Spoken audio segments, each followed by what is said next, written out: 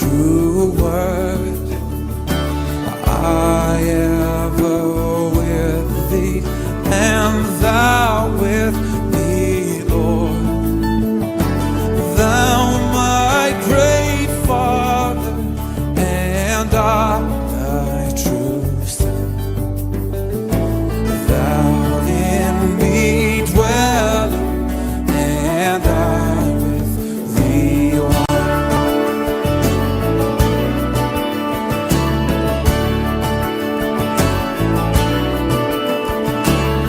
Riches are ye not, nor man's empty praise. Thou mine inheritance through all my days.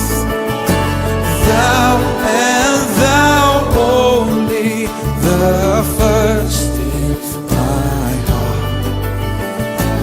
High King of heaven, my treasure, thou art.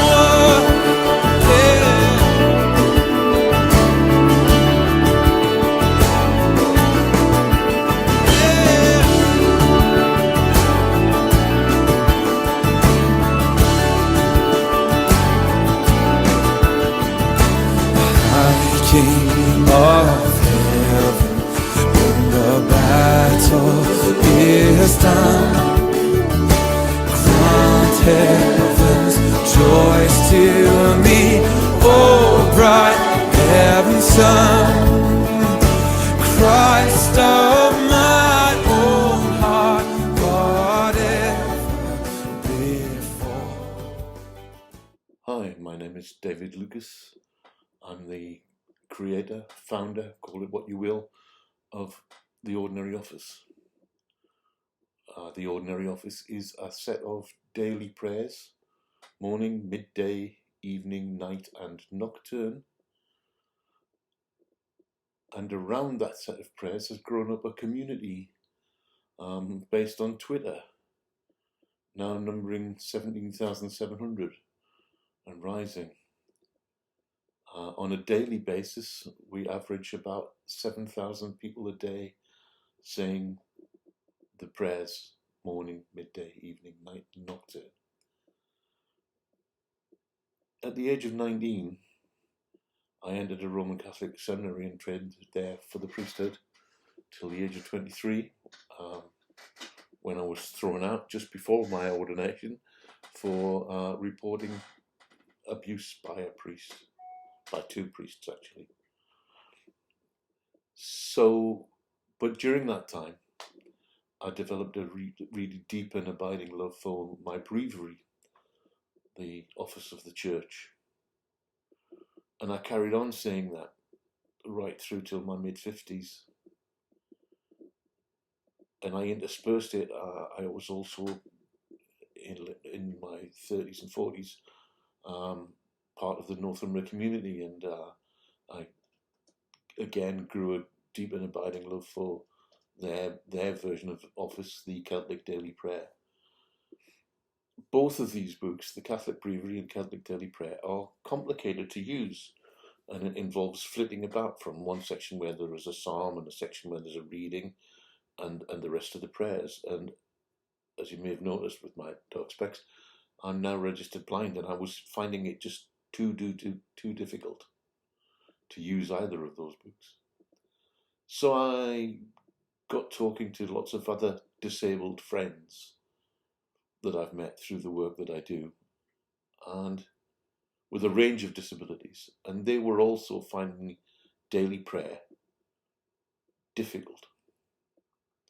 So after a few months of thinking about it, praying about it, I came up with the idea of doing our prayer online on a website where we have it in audio, in video, in symbol form, widget symbols. If you go onto our website, that's www.anordinaryoffice.co.uk, you will see those symbols. So it's there in video, audio, text, and symbols. And you can take your pick, you can do it whichever way you like. At the end of saying each version of the office, there is a button marked Amen. And when you click that button, it adds you to the count. Now, I'm not so obsessed with the numbers that I'm asking people to do it for that reason. The reason that is there is it shows people that they're not alone. They're not alone. Originally, the idea was,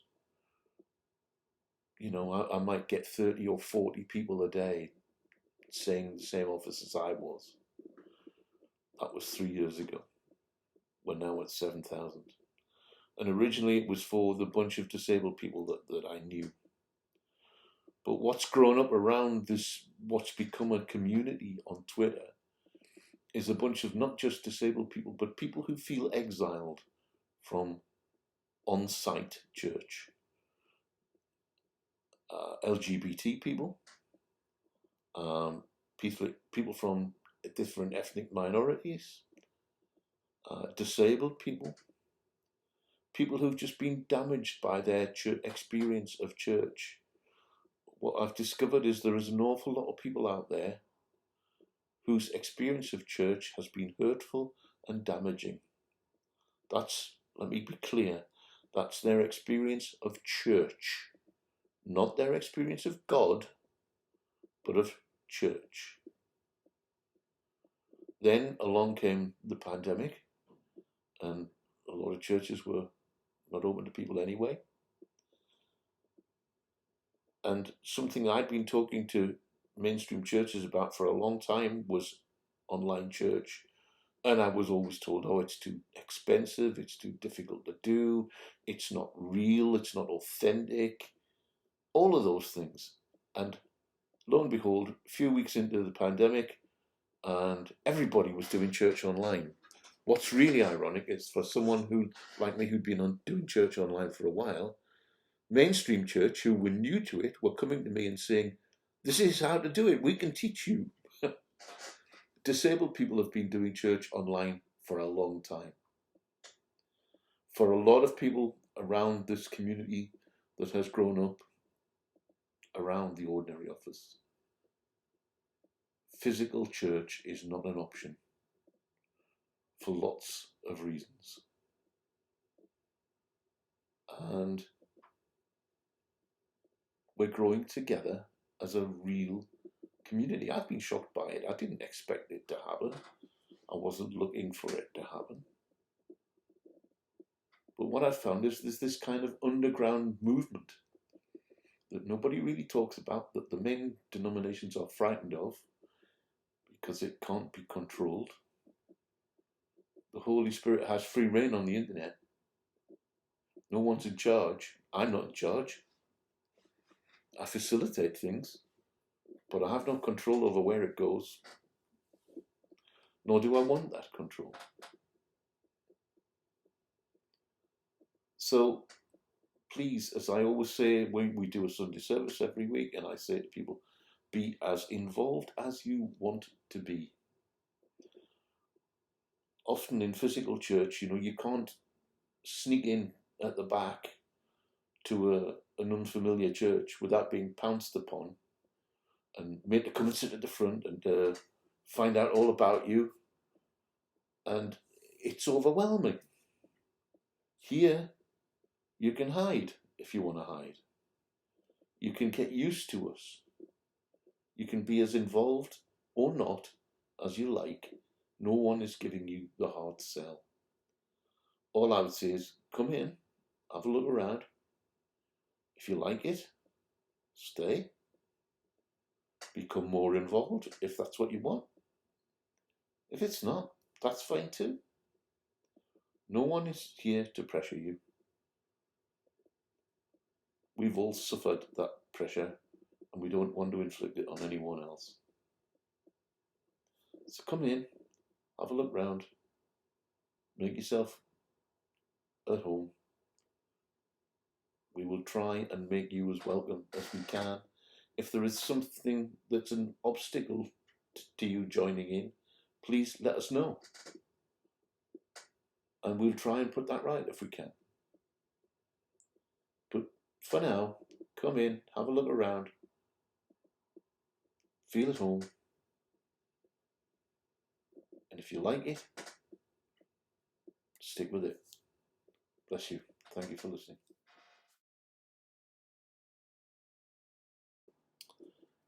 In thinking about what I was going to say today, it began to dawn on me the significance of the office being born in Jarrow. It never felt like it wasn't something I did consciously at the beginning.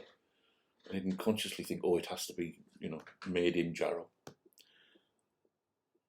But looking at where we've positioned ourselves over the last couple of years, the stance we take on standing by those on the margins, it feels really significant now to me that the office was born in Jarrow.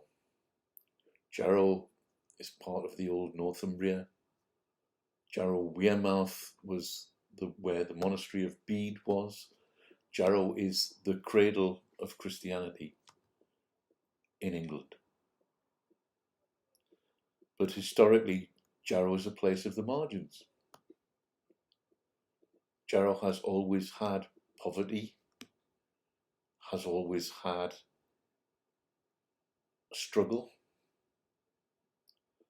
has always been populated by people who've had it a bit tough. I think, everybody knows about the Jarrow March in the 1930s. Jarrow now is quite depressed. There's quite high rates of unemployment, low pay, people on benefits. Housing's not great. Jarrow Shopping Centre looks exceedingly run down and depressed. The shipyards have all gone. Steelworks have gone. The people of Jarrow know pain. And I think it is significant now that the office was born here, because we, the community around the office, are a people of the margins, a desert people, a people of exile, a people who feel outside the church, the institution of church. This has nothing to do with the pandemic. This was a bunch of people who were gathering around the office long before the pandemic. It has nothing to do with lockdown. It's more to do with locked out. In the world of disability, which I kind of occupy, there are two models, what they call models of disability. There is the medical model and the social model. When we were writing our book, Pilgrims in the Dark, I spent a lot of time thinking about that. And thought that there needed to be another model. First, I talked about calling it the Jesus model, but as I began to think about it more, I thought, well, actually it's a pilgrimage model. My background is Roman Catholic, and I have made the pilgrimage to Lourdes several times in my life, and the pilgrimage to Walsingham a couple of times, pilgrimage to Carfin a couple of times. Pilgrimage is something that's deep in Catholic culture.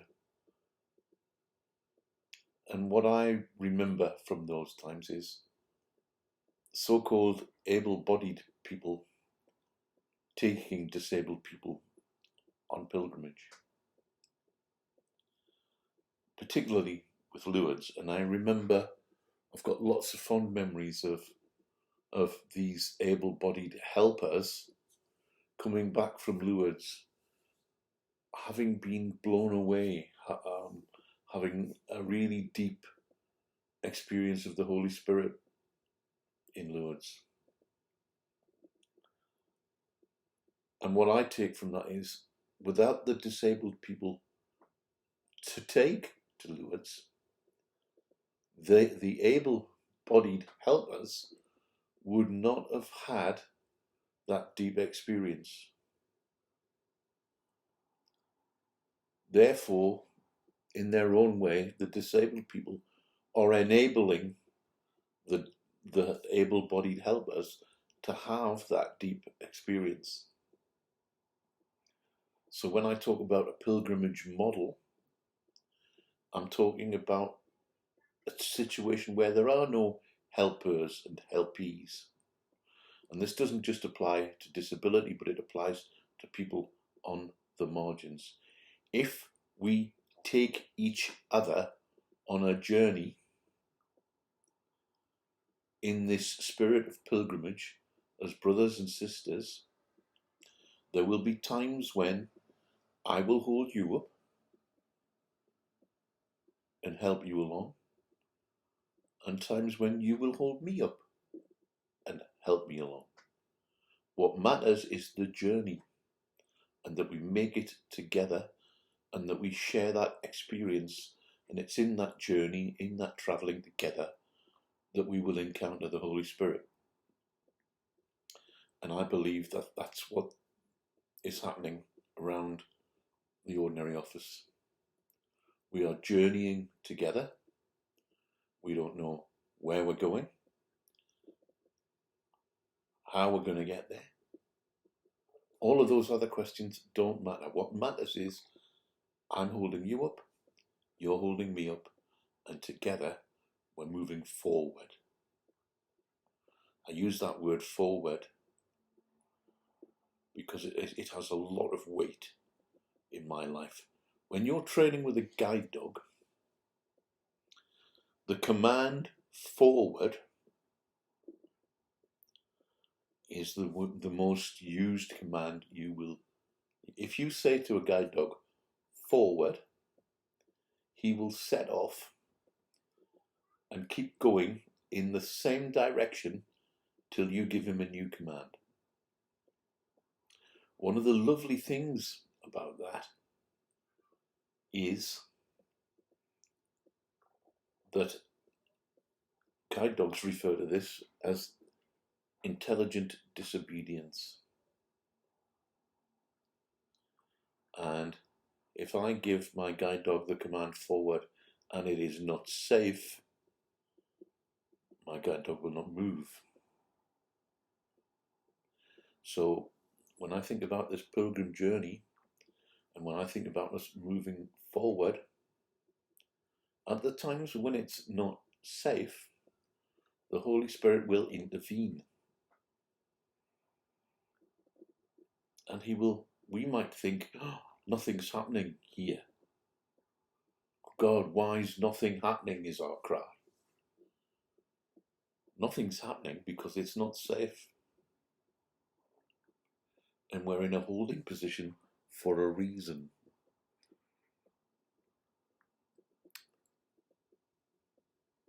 So, anyway, that's the pilgrim model that I think we're being called to follow. Another thing that we wrote about in our book, Pilgrims in the Dark, which I think describes this community that's growing up around the office perfectly. We asked people to imagine that they were the witness to a terrible car crash. You're walking along the pavement, minding your own business, and all of a sudden, in the road, there's an awful car crash. People are injured. There are several ways you can react. You can panic and keep walking. You can freeze in fear and do nothing, be unable to move. If you have some first aid skills, you can get involved and administer first aid. But what most of us would probably be able to do is to call for an ambulance and to sit in the road with the injured and wait for that ambulance. I believe that that's what we're about here. Lots of people who come into contact with the ordinary office are like the people in that accident. All they need, all they want, all we can do is sit with them, hold them, and wait.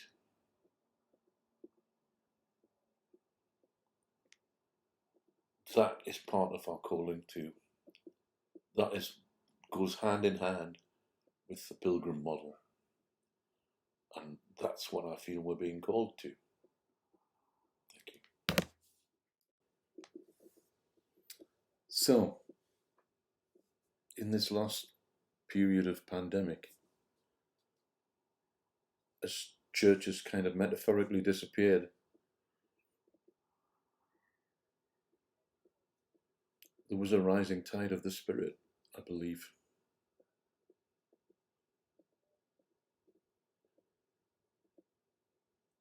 Many people began to identify more strongly with their neighborhood, their neighbors. They dropped the idea of talking about themselves as church people, as practicing Christians. In fact, they stopped practicing and began to do it for real.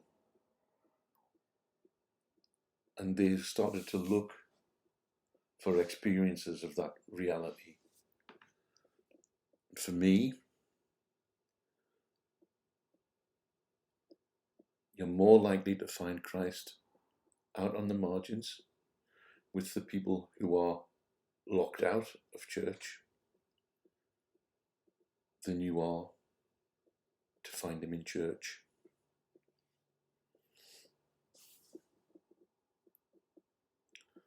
We're called to receive people into our little community, whoever they are, without making a judgment, allowing them a space to exercise their voice, even if they're angry.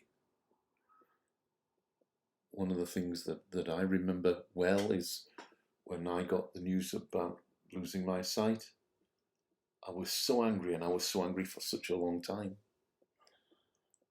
And all I wanted to do was swear and get drunk. And that's all I did do for a good while. And it was during all that swearing and getting drunk that my church friends began to disappear. They were more concerned about my bad behavior than what I was living through. What I dream of for this community of the Ordinary Office is a place where we can stand that, where we can hold people as they go through that. We can allow them to be that angry.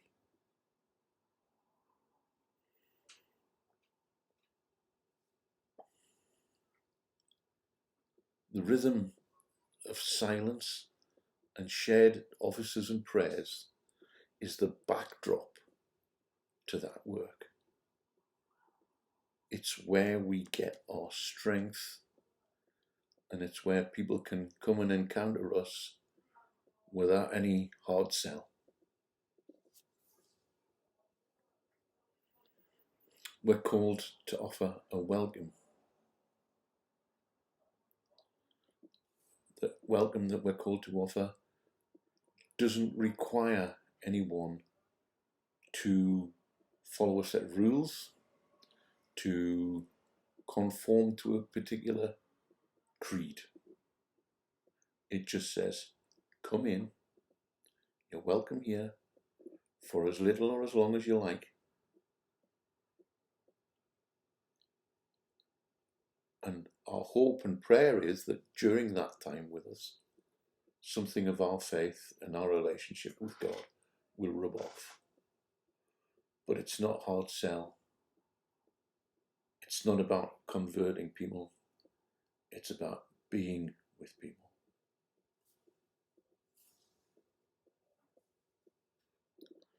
Each of us as a person can be that background rhythm of acceptance for those who explore, for those who seek. Many of us feel unease to some degree with normal church worship in many of its manifestations. For me, that's certainly true. I find lots of the liturgies that we use in very subtle, unintentional ways exclude people. The language that we use sometimes is too difficult for people with intellectual disabilities. There is lots of research that says in the UK we have a reading age of below 12. So a lot of the liturgies that we use in our churches are just not understood. Then what happens in disabled circles is we have particular services for particular disabled groups. Does the rest of the church attend? No, they don't. So we have groups of disabled people who only encounter other disabled people with similar disabilities. They're not integrated into the wider church. So for me, this means finding a way, and that's what I'm attempting to do with the Ordinary Office, finding a way where we can find a group of common prayers that as many of us as possible can say and understand together. I believe that we're being called to be, in modern parlance, outliers. In geology, an outlier may be a younger rock formation. That younger rock formation is surrounded by the more prevalent older ones.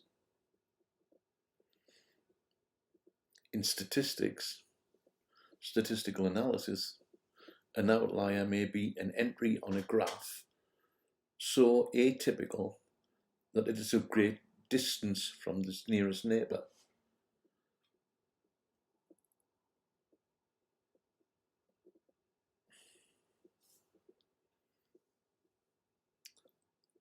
Whatever form you find the term outliers being used in, generally, outliers have a disproportionate propensity to alter outcomes. That's what we're called to do, to alter outcomes.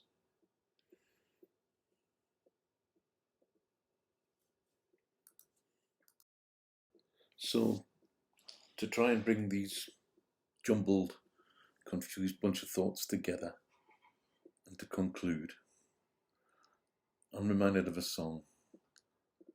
The song says, "There's a place for us." And it goes on to say, "Somewhere a place for us." So I would say to you, where are they now? The people who carry the same overwhelming heart's desire that we do. What we can't do alone, maybe together we can. There are people out there who are our people to welcome. Somehow, these people will recognize each other, and we must protect them from those who misunderstand or from those who are frightened of them. Refuge is not necessarily a house or a facility. Refuge is a state of mind that we must create, that we can do online, that we can do alone and yet together. Thank you for listening.